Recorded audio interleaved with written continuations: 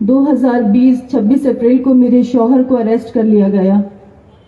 वो अरेस्टिंग मेरे लिए एक ऐसा पहाड़ था जो मुझ पर अचानक से टूटा था और मेरे बच्चों पर। उस टाइम मेरे जो बच्चे थे वो बहुत छोटे थे, उनको समझा पाना भी मेरे लिए बहुत ज्यादा मुश्किल और तकलीफ दे था। हम लड़ते रहे, आगे बढ़ते रहे और लोगों से गुजारिश करते रहे कि कोई आगे बढ़कर हमारी मदद करे, पर सो कॉल्ड जो सेकुलर पार्टीज हैं उन्होंने किसी ने भी हमारे लिए कोई आवाज बुलंद नहीं करी। हमारे से मुराद मेरे सिर्फ शिफा के लिए नहीं है, क्योंकि शिफा से अलग भी बहुत सारे लोग CNRC के प्रोटेस्ट में अरेस्ट हुए थे। शिफा और रहमान जब आजमी के प्रेसिडेंट थे तो उन्होंने एक स्कॉलरशिप स्टार्ट करी जामिया में और बच्चों की मदद की। तो मुझे ऐसा लगता था हर एक इंसान ऐसा क्यों नहीं हो सकता कि दूसरे की परेशानी को समझे, क्योंकि मैंने अपने भाइयों को भी और अपने शौहर को भी हमेशा ये देखा कि वो दूसरों की परेशानियों को, तकलीफों को समझते हैं।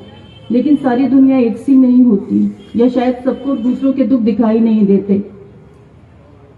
खैर, बात अगर ज्यादा की जाए तो बहुत लंबी हो जाएगी, आप सब लोग बोर भी हो जाएंगे। बात को शॉर्ट करते हुए मैं आपसे ये कहूंगी, मैं उस चिड़िया की तरह हूं जिसने एक आंधी में अपने बच्चों को अपने परों में समेट रखा है कि कहीं कोई तेज हवा चल जाए और हम लोग ना बिखर जाएं, क्योंकि हम लोग तो पहले से ही बहुत बिखरे हुए हैं। मैं आप लोगों से किसी वाहवाही की तलबगार नहीं हूं।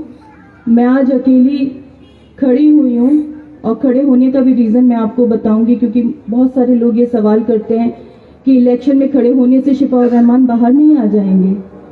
बिल्कुल सही बात है, इलेक्शन में खड़े होने से शिफा और रहमान बाहर नहीं आ जाएंगे, लेकिन कम से कम उन लोगों को पता तो चलेगा जो शिफा और रहमान को भूल चुके हैं, जिनको उनका नाम तक याद नहीं रहा, जो एक ट्वीट करने से डरते हैं और एक पोस्ट लगाने से डरते हैं। क्या गलती थी मेरे शौहर शिफा और रहमान की कि उसने आप लोगों के लिए आवाज उठाई?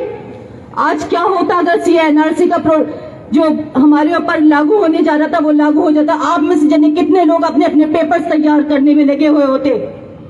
मेरा शौहर 4.5 साल से जेल में पड़ा है और किसी को इस बात का एहसास नहीं कि किसी की रात की नींद हराम नहीं होती इस चीज को सोच के कि मैं तन्हा अपने बच्चों के साथ रह रही हूँ। कैसे आप लोगों को इतनी सुकून भरी नींद आ जाती है? आज मैं खड़ी हूँ, लोग मुझे नेगेटिव कमेंट्स कर रहे, तुम्हारा मियाँ कैसे आ जाएगा, तुम बी पार्टी के साथ हो। कैसे मैं बी पार्टी के साथ हो सकती हूँ? मेरा शौहर किससे लड़ते हुए जेल में गया है? मेरा शौहर आप लोगों के लिए लड़ते हुए गया है, हर उस माइनॉरिटी के लिए लड़ते हुए गया है जिनके खिलाफ वो अंधा कानून लागू करने जा रहे थे। अगर वो लागू हो जाता, आप ये सोचिए, बद से बदतर हालात हो जाते। तो मेरी आप लोगों से सिर्फ एक ये गुजारिश है, अगर मैं कुछ कम या ज्यादा बोली हूँ, हो सकता है मैं इमोशन में बह गई हूँ, तो प्लीज मुझे माफ कीजिएगा, लेकिन मेरी तकलीफ को समझिएगा।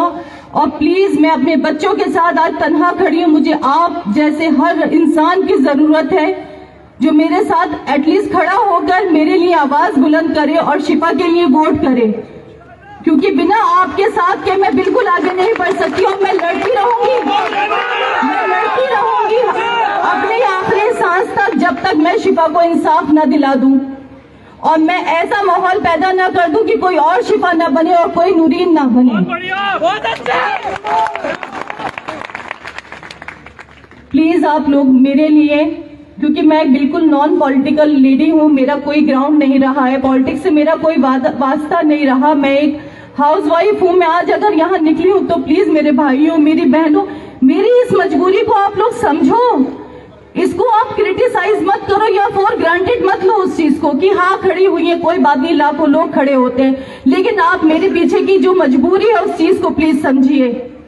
मेरी उस मजबूरी को समझिए जिस चीज के लिए मैं यहाँ आज आपके सामने यहाँ खड़ी हुई हूँ।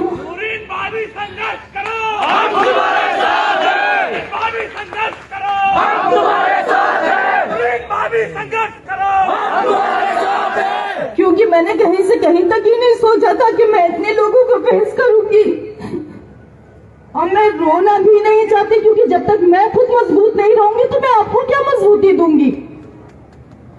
हम सबको मजबूत बनना है, बेखौफ होकर वोट करना है। आप प्लीज ये मत सोचिए कि हम लोग वोट काटने खड़े हुए हैं। हमारा